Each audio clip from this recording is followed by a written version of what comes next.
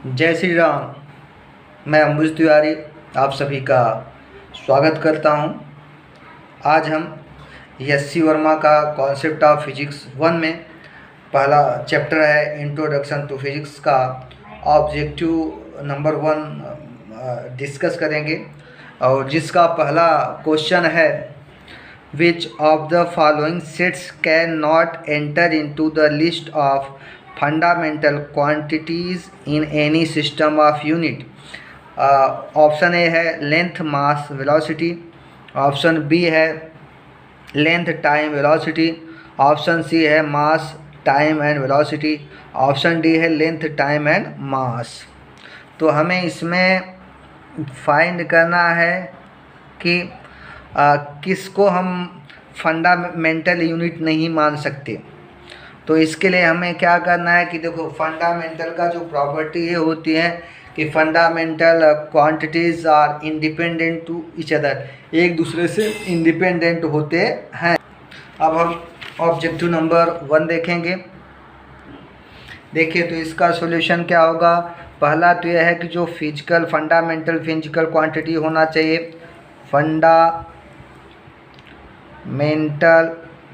Physical quantities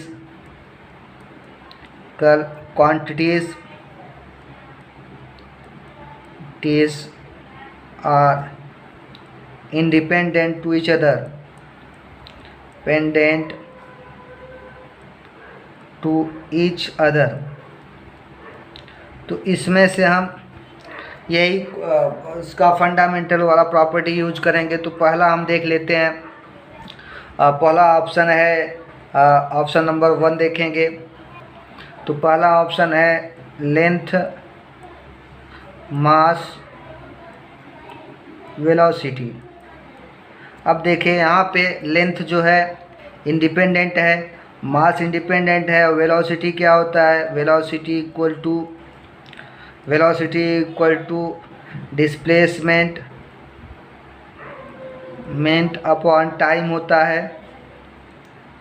displacement upon time कहने का मतलब यह हुआ कि ये जो है लेंथ और मास है, एक फिजिकल क्वांटिटी जो वेलोसिटी है वो डिस्प्लेसमेंट पे डिपेंड कर रहा है, मतलब कि तीसरा वाला पहले पे डिपेंड कर रहा है। तो तीनों दो तो इंडिपेंडेंट है, एक लेंथ पे डिपेंड कर रहा है। अब देखिए बी वाला ऑप्शन ढूंढेंगे तो ये कुछ हद तक इसको फंडामेंटल यूनिट माना जा सकता है। अब बी वाला देखेंगे। बी वाले में है बी है लेंथ टाइम वेलोसिटी। अब देखिए इसमें लेंथ और टाइम तो इंडिपेंडेंट है, लेकिन वेलोसिटी क्या है, equal to displacement upon time आ रहा है। कहने का मतलब ये अगर वेलोसिटी को हम सेलेक्ट करेंगे फंडामेंटल यूनिट तो ये दो पे डिपेंड कर रहा है, लेंथ पे और टाइम पे भी। और तीसरा सी वाला ऑप्शन देखेंगे। तीसरा है मास टाइम वेलोसिटी, सी है टाइम वेलोसिटी। तो इसमें मास और टाइम इंडिपेंडेंट है, लेकिन जो वेलोसिटी है वेलोसिटी का हम फिर देखेंगे, velocity equal to displacement upon time होता है। तो अब देखिए ये भी जो है वेलोसिटी एक टाइम पे डिपेंड कर रहा है, मतलब एक पे डिपेंड कर रहा है, दोनों में से तीनों में से एक वेलोसिटी टाइम पे डिपेंड कर रहा है। डी वाला ऑप्शन चेक करेंगे। अब हम डी वाले ऑप्शन को देखते हैं। तीसरा डी ऑप्शन है लेंथ और टाइम मास। अब देखिए इसमें लेंथ भी इंडिपेंडेंट है, टाइम और मास, तो हम इसको फंडामेंटल यूनिट सेलेक्ट कर सकते हैं। मास टाइम वेलोसिटी में देखो ये एक पे डिपेंड कर रहा है, मतलब कुछ हद तक इसको भी सिलेक्ट कर सकते हैं। अब लेंथ टाइम वेलोसिटी है तो वेलोसिटी देखो डिस्प्लेसमेंट टाइम जो थर्ड वाला वेलोसिटी है इस पे दो पे डिपेंड कर रहा है, तो इसको हम सेलेक्ट नहीं कर सकते। लेंथ क्या है, मास टाइम ये वेलोसिटी डिस्प्लेस मतलब एक पे डिपेंड कर रहा है इसमें से, इसलिए सबसे ज़्यादा जो डिपेंडेंट है दो फंडामेंटल पे है। तो ये है लेंथ और टाइम, मतलब वेलोसिटी डेराइव्ड यूनिट यहाँ पे बनेगा। तो लेंथ और टाइम पे दो पे डिपेंड करता है। तो फंडामेंटल यूनिट सेलेक्ट करें, हमें कम से कम एक पे अगर डिपेंड है तो चलेगा, लेकिन दो पे डिपेंड नहीं करना चाहिए। इसलिए राइट आंसर इसका बी है। बी को हम सेलेक्ट नहीं कर सकते। ये तो length time and velocity can not taken as the fundamental quantities. ये इसका क्वेश्चन नंबर 1 का करेक्ट आंसर है। अब हम क्वेश्चन नंबर 2 देखेंगे। A physical quantity is measured and the result is expressed as n into u, where u is the unit used and n is the numerical value. If the result is expressed in various units, then n proportional to size of u, n proportional to u square, c n proportional to square root of u, d n proportional to 1 upon u। तो हम इसको check करेंगे। अब देखिए दूसरा जो है, तो इसमें हमारे पास होता है कि एक सिस्टम में जो वैल्यू होता है वही दूसरे सिस्टम में वैल्यू होता है। Value of a physical quantity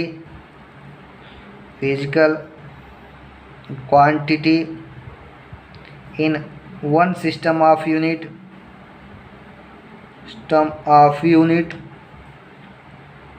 is equal to value of physical quantity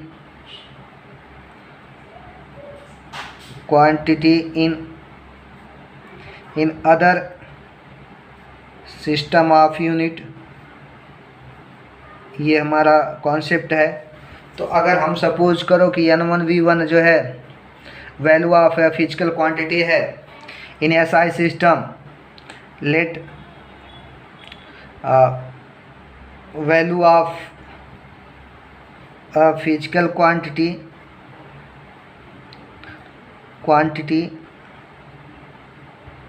equal to n1u1 in SI unit है,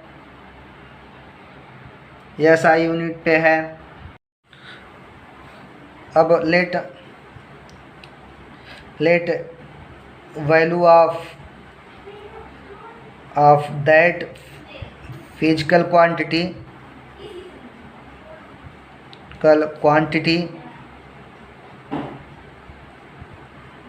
इन CGS system of unit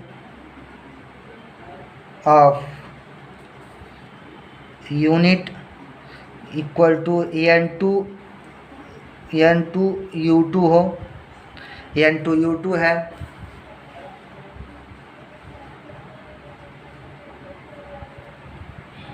late value of physical quantity in CGS system of unit n2u2 है। तो अब हमने explain किया कि value उसका value same होता है। तो फिजिकल क्वांटिटी का वैल्यू क्या होता है, नंबर इनटू यूनिट। n यहाँ पे जो सिंबल का है, तो n रिप्रेजेंट करता है यूनिट नंबर और u रिप्रेजेंट करता है यूनिट। n2 रिप्रेजेंट करेगा नंबर और u2 रिप्रेजेंट करेगा यूनिट इन CGS में। तो अभी हमने कॉन्सेप्ट पढ़ा कि दो वैल्यू जो फिजिकल क्वांटिटी वैल्यू SI में होगा वही वैल्यू CGS में होगा दूसरे में, तो दोनों इक्वल होते हैं। तो n1u1 इक्वल टू n2u2 होगा। इसका मतलब यह है कि n1u1 कांस्टेंट होगा। इसका मतलब है कि n इंटू u कांस्टेंट होगा। तो इसका मतलब है यूनिट और नंबर है यूनिट का मल्टीप्लिकेशन कांस्टेंट होगा एक यूनिट से। तो n प्रोपोर्शनल टू क्या होगा, 1/u हो जाएगा इसका मतलब। तो n is inversely proportional to u। तो इसका राइट आंसर होगा n is inversely proportional to the.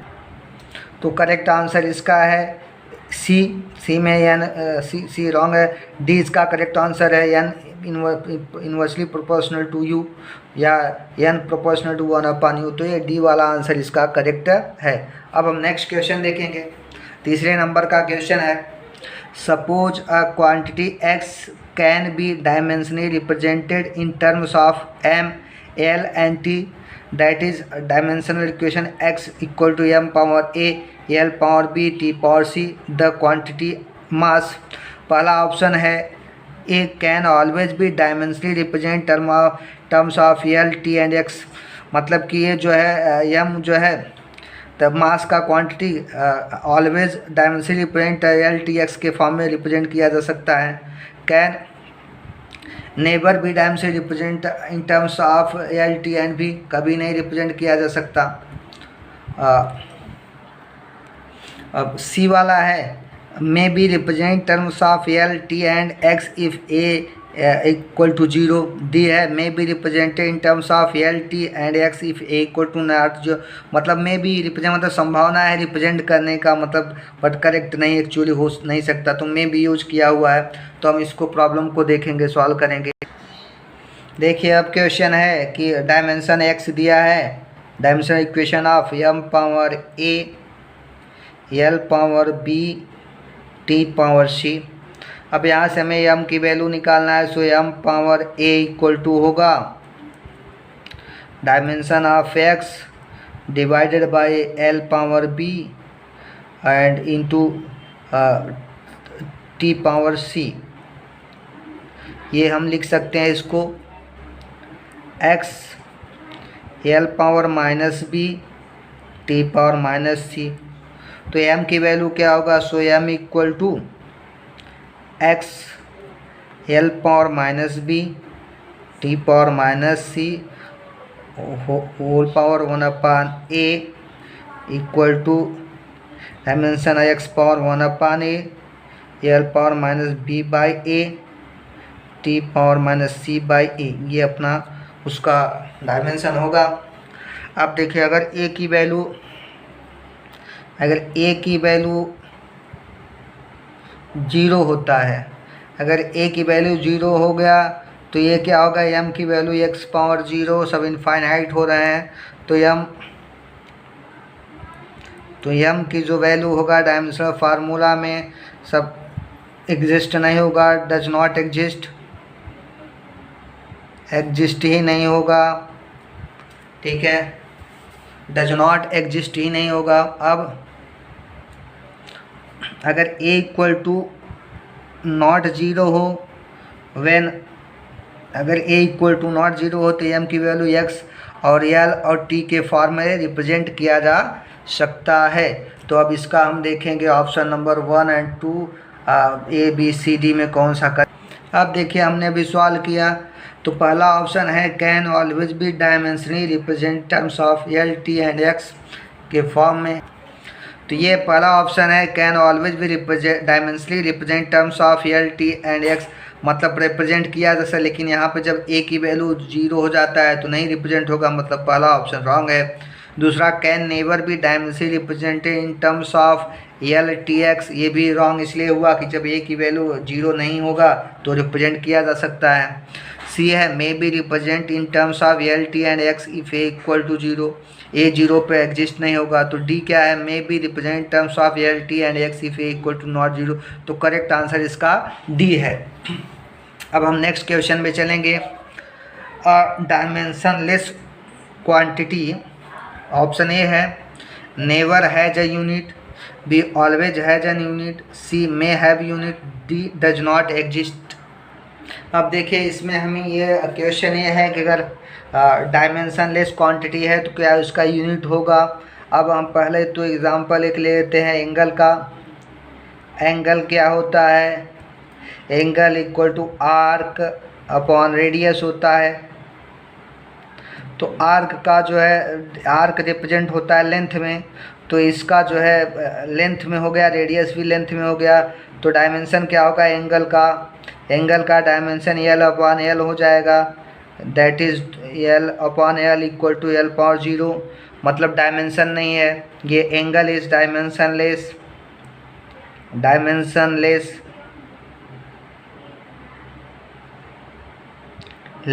Physical quantity है, फिजिकल क्वांटिटी।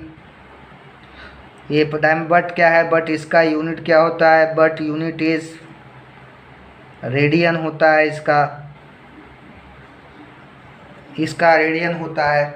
अब हम मतलब कहने का मतलब यह है कि एंगल है डायमेंशनलेस क्वांटिटी है तो उसका यूनिट हो सकता है, यूनिट होता है।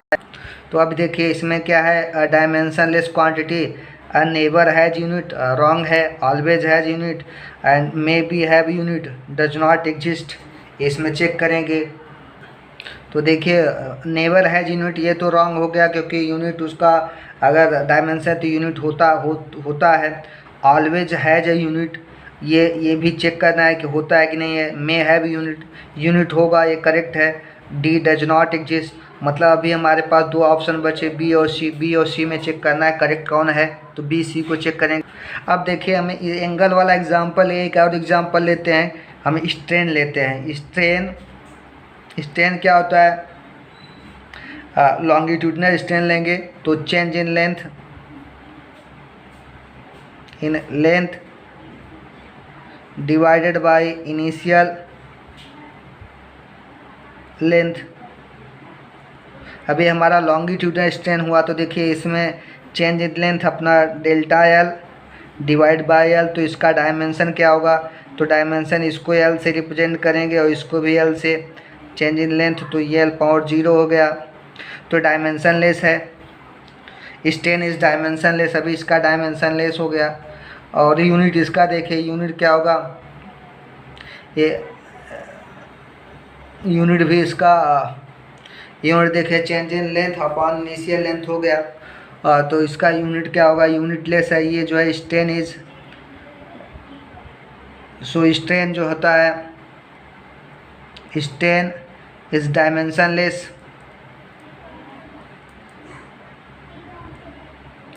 एंड यूनिट लेस, यूनिट भी नहीं होता। तो इसका डायमेंशन लेस और यूनिट लेस दोनों है, डायमेंशन लेस भी है, यूनिट लेस है। मतलब कि अभी हमें ऑप्शन बी में भी हो सकता है, तो हमारा करेक्ट आंसर हो। अब इसका करेक्ट आंसर होगा ऑलवेज तो हैज यूनिट, ये तो रॉन्ग हो गया, ऑलवेज नहीं होता क्योंकि स्ट्रेन में यूनिट नहीं है, तो मे हैव यूनिट। ये करेक्ट आंसर सी है इसका, तो सी इज़ द करेक्ट आंसर, ये करेक्ट आंसर है। Dimensionless quantities never has a unit, A wrong है। बी ऑलवेज हैज यूनिट, ए भी रॉन्ग है। सी मे हैव यूनिट, ये करेक्ट है सी वाला पॉइंट। डी डज नॉट, इससे इनकरेक्ट है, तो सी करेक्ट है इसका। अभी नेक्स्ट क्वेश्चन देखेंगे। A unitless quantity never has a non zero dimension, always has a non zero dimension, may have a non zero dimension, does not exist. इसको हम solve करेंगे। अब फिफ्थ है यूनिटलेस क्वांटिटी है, तो अ यूनिटलेस फिजिकल क्वांटिटी है,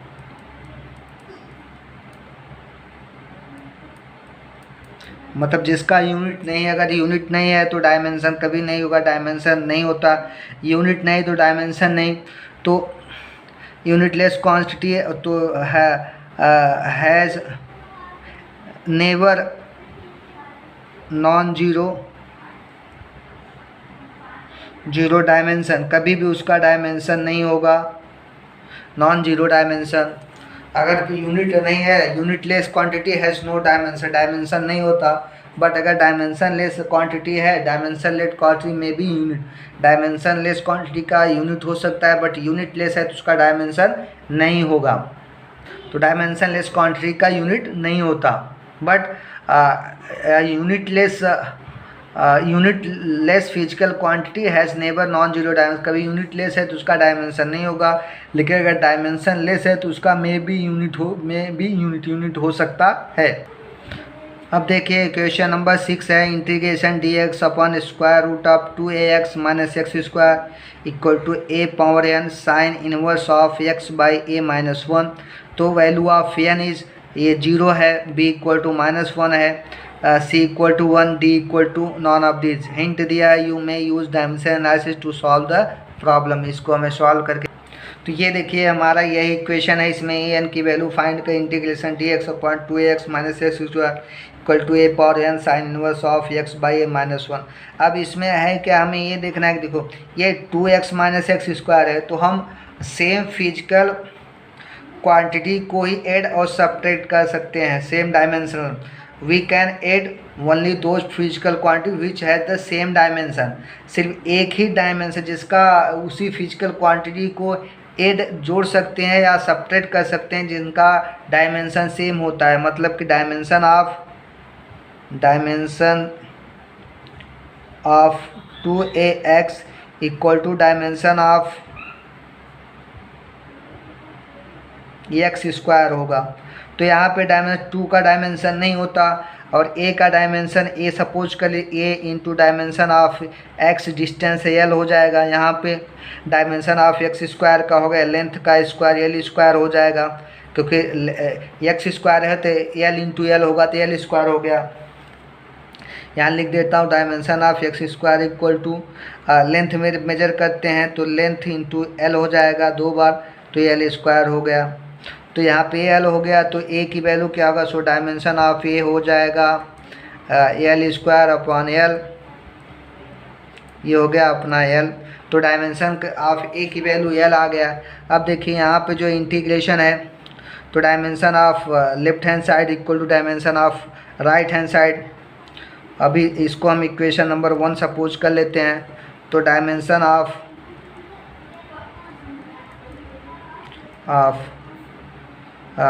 left hand side equal to dimension of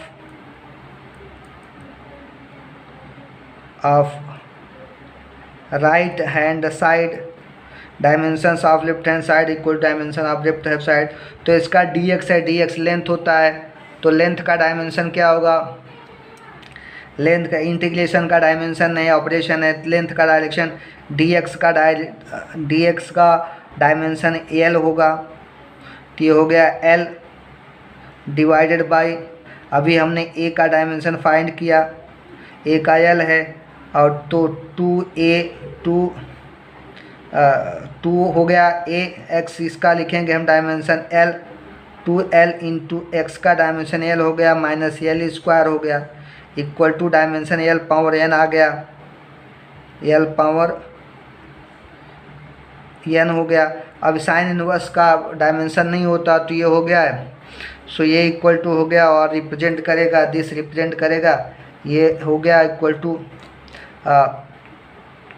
L upon, यहाँ पे हो गया 2l square minus l square, l square equal to l power n, और ये ऊपर है l बचा l upon under root l square equal to l power n dimension of, that is हो गया l upon l equal to l power n हो गया। तो ये आने के बाद l पावर n हो गया, ये हमने फाइंड किया l पावर n। तो हमने जो इक्वेशन फाइंड किया था, देखो यहाँ पे था l dimension of l upon 2l square minus l square equal to l power n, ये हो गया अपना l upon 2l square minus l square हो गया square root of l square equal to l power n आ गया। और यहीं लेते हैं और dimension of l divided by ये l आ गया, ये l स्क्वायर था dimension equal to l power n हो गया, ये अपना l पावर 0 हो गया equal to l power n। अभी पावर को compare the power of l power left hand side and right hand side, यहाँ पे l का पावर 0 है, यहाँ पे l पावर n है, तो n की वैल्यू होगा सो n इक्वल टू 0, n की वैल्यू 0 आ जाएगा। सो n की वैल्यू यहाँ पे 0 है डायमेंशन एनालिसिस यूज करके। तो इसका करेक्ट आंसर है A, value of n equal to 0 आएगा। Thank you to join us.